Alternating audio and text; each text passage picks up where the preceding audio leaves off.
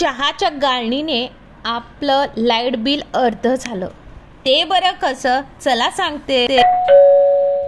प्रातःकाल सुबह 8 बजे. सकाळ सकाळी कामं करत असताना डोरबेल वाजली. मला असं झालं की कोण आलं असेल. बघते तर कोणीच नव्हतं. मग मला दिसलं की अरे लाईट बिल आलं वाटतंय. बघूयात या महिन्याचं लाईट बिल बरं किती आलंय. आणि मग काय, दरवाजा बंद केला आणि बघते तर लाईट बिल अक्षरशः अर्ध झालं. ते बरं कसं, चला मग तुमच्यासोबत शेअर करायचं की मला. नमस्कार, तुम्हा सर्वांचं तर मी स्वागत केलेलं आहे. तुम्ही व्हिडिओमध्ये बघितलं की मला आत्ताच लाईट बिल रिसीव झालेलं आहे आणि मला भरपूर आनंद झाला.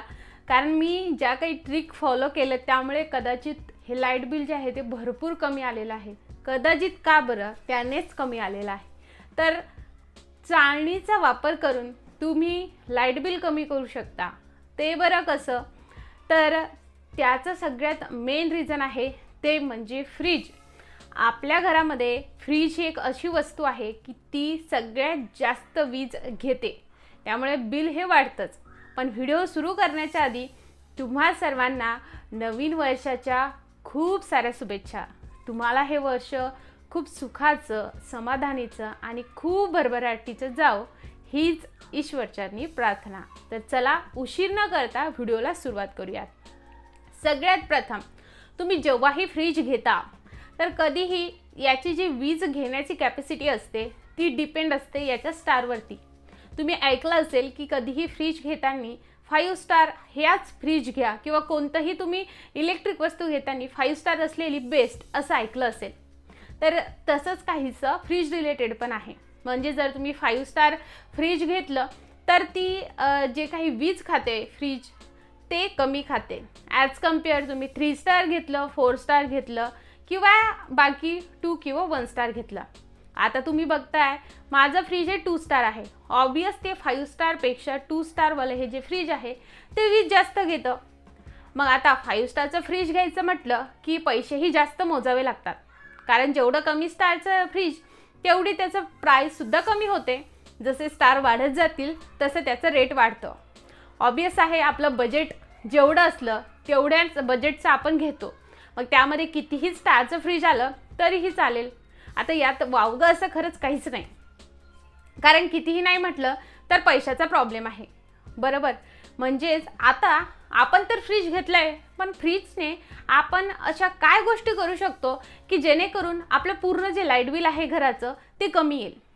तर तुम्हाला माहिती नसेल तर फ्रीज हे साधारणतः दिवसभरात 3 ते 4 युनिट म्हणजे पर डे एवढं वीज खातं. कधी कधी तर 5 युनिटसुद्धा वीज खातं. मग बरं, हे जे वीज खाणारं प्रोसेस आहे हे आपण कमी बरं कसं करू शकतो. माझ्याकडे 2 ट्रिक आहे, मी तुम्हाला शेअर करणार आहे.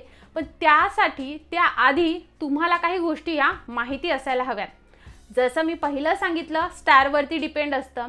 दुसरी गोष्ट तुम्हाला माहिती असेल की जे फ्रीज आहे त्याची जी कूलिंग कॅपॅसिटी आहे ही कूलिंग कॅपॅसिटी कमी आणि जास्त यावर सुद्धा बिल अवलंबून असतं. आता हिवाळा सुरू आहे म्हणजे आपल्याला फ्रीजचं बघावं तसं एवढं काम लागत नाही.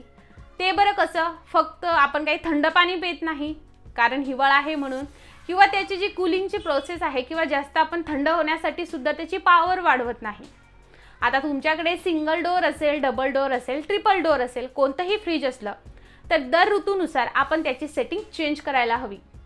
जसं की जर उन्हाळा जरी असेल तर सेटिंग आपली म्हणजे जास्त थंड करण्यासाठी आपण त्याचं टेम्परेचर चेंज करत असतो.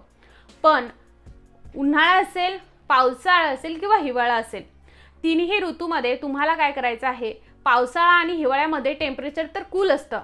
त्यामुळे आपल्या फ्रीजमध्ये एक मशीन असतं ज्याला कॉम्प्रेसर म्हटलं जातं. हे कॉम्प्रेसरवरती सगळी प्रोसेस असते फ्रीजची कूलिंग डाऊनची. म्हणजे जर तुमचं हिवाळा आणि पावसाळ्यामध्ये टेम्परेचर तुम्ही जे आहे ते कमी सेट केलेलं असेल तर कॉम्प्रेसरवर जास्त प्रेशर येत नाही. कॉम्प्रेसर हे एक असं मशीन आहे की त्याला जर आपण ब्रेक दिला तर कुठे ना कुठे वीज डायरेक्ट कमी येते. आता उन्हाळ्यामध्ये जास्त आपल्याला बिल येतं. त्याचं कारण म्हणजे घरातले फॅन वगैरे सुरू असतात, AC सुरू असतात आणि फ्रीज तर खूपच सुरू असतो. कारण आईस्क्रीम सेट करा, बाकी गोष्टी सेट करा यासाठी, आणि आपण त्याचं टेम्परेचर वाढवतो. आता कोणताही ऋतू असला, सगळ्यात पहिले तुम्हाला सेटिंग करायची आहे टेम्परेचरची. टेम्परेचर कमी ठेवायचं आहे, जेणेकरून तुमचं जे फ्रीज आहे त्याला जास्त लोड येणार नाही, कॉम्प्रेसरवर जास्त लोड येणार नाही, त्याच्यावरती जास्त प्रेशर न घेतल्या कारणाने तो जास्त वीज घेणार नाही. आता हिवाळा आणि पावसाळ्याची आपण गोष्ट करूयात. हिवाळा आणि पावसाळ्यामध्ये कमीच आपण जे आहे ते टेम्परेचर ठेवायला हवं. काही लोक हे कोणताही ऋतू असला तरी तेच टेम्परेचर सेट ठेवतात, पण सगळ्यात पहिले चेक करायचं आहे तुमचं टेम्परेचर कशावरती आहे, तर टेम्परेचर हे लो ठेवायचं आहे. आता उन्हाळ्याची गोष्ट करूयात. उन्हाळ्यामध्ये तुम्हाला टेम्परेचर जास्त जे आहे तुम्ही ठेवता थंड होण्यासाठी. आणि दुसरी गोष्ट म्हणजे ते करत असताना तुम्हाला एका गोष्टीची सुद्धा खबरदारी घ्यायची आहे. तुम्ही कधी जास्त टेम्परेचर थंड होण्यासाठी ठेवताय, कमी ठेवता आहे, तर एक दिवस जास्त ठेवलं तर दुसऱ्या दिवशी कमी ठेवा, अशा पद्धतीने करा. असं केल्याने काय होईल, कॉम्प्रेसरला थोडासा ब्रेक येईल. जर तुम्ही कंटिन्यू पूर्ण उन्हाळा जर ते तसंच कॉम्प्रेसरवरती जास्त त्याला कूलिंग डाऊन प्रोसेस करण्यासाठी तुम्ही टेम्परेचर जे आहे ते अगदी जास्त केलेलं आहे, तर त्यावरती प्रेशर येऊन ते काय करतं, जास्त वीज खातं. त्यामुळे तुम्हाला काय करायचं आहे, त्याला अशा पद्धतीने ब्रेक देत राहायचं आहे. आता टेम्परेचर सेटिंग तुमची झाली आहे, ह्या गोष्टी तुम्ही ओव्हरऑल केल्या आहेत. पण तुम्ही कधी एक गोष्ट ऑब्झर्व केली आहे का, स्पेशली ही गोष्ट जी आहे ती सिंगल डोअर फ्रीजसाठी वाल्यांसाठी आहे. सिंगल डोअरमध्ये एक मेन प्रॉब्लेम येतो फ्रीजरमध्ये बर्फ साठण्याचा. तर तो बर्फ साठावा नाही, त्यासाठी आपल्याला काही गोष्टी फॉलो करायच्या आहेत, ते मी तुम्हाला सांगणार आहे. तर चला आता आपण काय करूयात, सगळ्यात प्रथम ह्याच्यात 2 ट्रिक आहेत त्या मी तुम्हाला सांगते, मग अजून बाकी कोणत्या गोष्टी तुम्हाला आवर्जून लक्षात ठेवायच्या तेही बघूयात. तर आपली पहिली ट्रिक, तर तुम्हाला अशा पद्धतीने झेरॉक्स पेपर घ्यायचा आहे. लक्षात घ्या, न्यूजपेपर घ्यायचा नाही आहे, झेरॉक्स पेपरचाच वापर करायचा आहे. आता हा झेरॉक्स पेपर तुम्हाला फ्रीज ओपन करायचा आहे आणि हा झेरॉक्स पेपर फ्रीजच्या दरवाजामध्ये अशा पद्धतीने अडकून ठेवायचा आहे. लक्षात घ्या, फ्रीजचा दरवाजा चांगला प्रेस करून लावा. आता तो पेपर काढण्याचा प्रयत्न करा.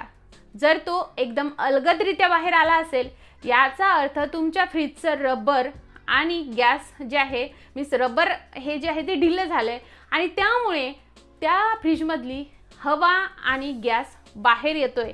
बाहेरची हवा फ्रीजमध्ये जाते आणि त्यामुळे कॉम्प्रेसरवरती प्रेशर येऊन त्याला जास्त वीज लागते आहे. हे गोष्ट तुम्हाला लक्षात घ्यायची आहे. म्हणजे ह्या कागदाने तुम्हाला हे दाखवलं आहे की तुमचं फ्रीजचं जे काही रबर आहे, त्याला तुम्ही गॅस्केटसुद्धा म्हणता, ते लूज आहे की नाही, त्यानुसार तुम्हाला पुढची प्रोसेस करायची आहे. क्लीनसुद्धा ती तुम्हाला नेहमी ठेवणं गरजेचं आहे. आता दुसरी ट्रिक बघूयात. सिंगल डोअर असेल, डबल डोअर असेल, ट्रिपल डोअर फ्रीज असेल, कोणतंही फ्रीज असलं तर त्यामध्ये फ्रीजर हा सेक्शन आलाच. आता या फ्रीजर सेक्शनमध्ये सिंगल डोअरमध्ये बघायला गेलं तर हा प्रॉब्लेम जास्त असतो. बर्फची अगदी लेअर, मोठी लेअर जी आहे त्यामध्ये साचलेली असते. आता बर्फाची लेअर जास्त साचल्या कारणाने ऑब्वियस आहे फ्रीजलाही जास्त वीज घ्यावी लागते. मग हा बर्फ साठायला नको म्हणून तुम्हाला काय करायचं आहे, आता इथे बघा मी चाळणी घेतलेली आहे, जी चहा गाळण्याची चाळणी आहे तीच तुम्हाला घ्यायची आहे. चहा गाळण्याच्या चाळणीमध्ये तुम्हाला घालायचं आहे मीठ, जे आपण रोज भाजीसाठी वापरतो त्याच मिठाचा वापर करायचा आहे. नंतर हे मीठ जे आहे तुम्हाला फ्रीजरमध्ये अशा पद्धतीने जे आहे ते स्प्रेड करून घ्यायचं आहे, पूर्ण फ्रीजरला टाकायचं आहे. तुमच्या फ्रीजरमध्ये आता इथनं पुढं कधीच जे आहे ते बर्फ साचणार नाही. बर्फ न साचल्यामुळे कॉम्प्रेसरवरती प्रेशर येणार नाही आणि त्याला जास्त हीट घ्यावी लागणार नाही. आता मी ह्या दोन्ही ट्रिक तुमच्यासोबत शेअर केल्या. ह्या दोन्ही ट्रिक तुम्हाला आजमावून बघायच्या आहेत. आता डबल एक मोस्ट इम्पॉर्टंट गोष्ट ती तुम्हाला आवर्जून लक्षात ठेवायची आहे. आता फ्रीज जेव्हाही तुम्ही कुठेही ठेवता आहात तर कधीही लक्षात घ्यायचं आहे, फ्रीज हा अगदी भिंतीला चिपकून नसावा. भिंत आणि फ्रीजमध्ये भरपूर स्पेस असावा, जेणेकरून जो काही फ्रीज त्याची गरम हवा बाहेर टाकतो ती जाण्यासाठी त्याला खूप मदत होईल. बरेचसे लोक फ्रीज हा अगदी भिंतीला चिपकून ठेवतात. जागेची कमी असते, समजू शकते, पण तुम्हाला ही गोष्ट पूर्ण अवॉइड करायची आहे. त्यामुळे भिंतीपासून थोडासा लांब अंतरावरतीच फ्रीज ठेवावा.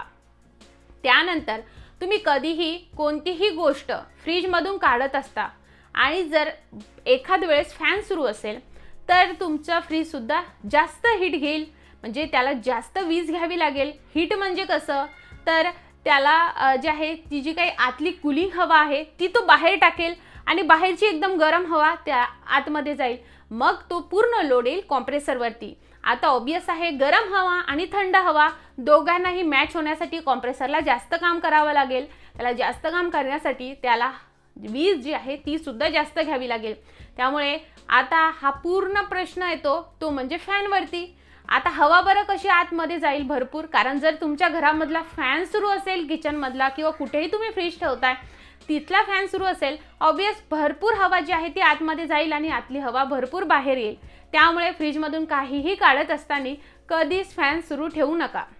ह्या छोट्या छोट्या गोष्टी असतात ज्या तुम्हाला फॉलो करायच्या आहेत.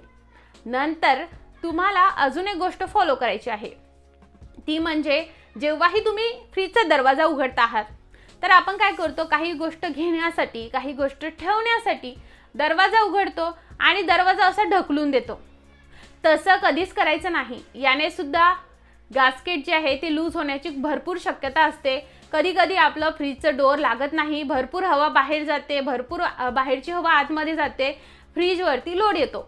त्यामुळे ज्या हाताने तुम्ही फ्रीज उघडलाय त्याच हाताने तुम्हाला फ्रीज लावायचं आहे, जेणेकरून फ्रीजवरती लोड येणार नाही. ह्या छोट्या छोट्या गोष्टीने तुमचं भरपूर वीज जे आहे ते त्याची बचत होणार नाही. कारण हिवाळा सुरू आहे, पावसाळ्यामध्ये पण आपल्या घरातील फॅन हे अगदी बंदच असतात किंवा खूप कमी स्पीडवरती सुरू असतात. त्यामुळे हिवाळ्यामध्ये बघावं तसं उन्हाळ्याच्या कम्पेअरमध्ये बिल हे कमी येतं. मग अजून कमी करायचं असेल तर आपल्याकडे आहे ना हो ट्रिक, आपण शेअर केल्यात. मग काय करायचं, तुम्हाला फक्त फॉलो करायचे आहेत, बाकी काहीच करायचं नाही. हे सगळं फॉलो करा आणि तुम्ही तुमचा अनुभव माझ्यासोबत शेअर करा. एका महिन्याने तुम्ही मला नक्की ह्या गोष्टी शेअर करा आणि ह्या ज्या काही गोष्टी मी सांगितल्या आहेत त्या नक्की फॉलो करा. याआधी आपण एक व्हिडिओ बनवला होता की कागदाने जे आहे फ्रीजचं अर्ध लाईट बिल कमी झालं, तो मी त्या व्हिडिओमध्ये सुद्धा हॅक शेअर केला होता. मला असं वाटलं चला मिनिटाच्या आत तुम्हाला सांगूयात, म्हणजे एकदा का तुम्ही हा व्हिडिओ बघितला की तुम्हाला एक पूर्ण संकल्पना तुमच्या डोक्यामध्ये येईल फ्रीज रिलेटेड आणि तुम्ही हे नक्की इम्प्लिमेंट कराल. तर अशाच जर व्हिडिओज तुम्हाला पाहायचे असतील तर आपल्या चॅनलला सबस्क्राईब करा, बेल आयकॉन नक्की ऑल करा. चला तर मग मंडळी भेटूयात पुढच्या व्हिडिओमध्ये. आणि हो, नवीन वर्षाचा तुमचा काय संकल्प आहे तो मला कमेंटमध्ये नक्की सांगा. पण संकल्पामध्ये आपलं चॅनल सबस्क्राईब करायचं बिलकुल विसरू नका. धन्यवाद.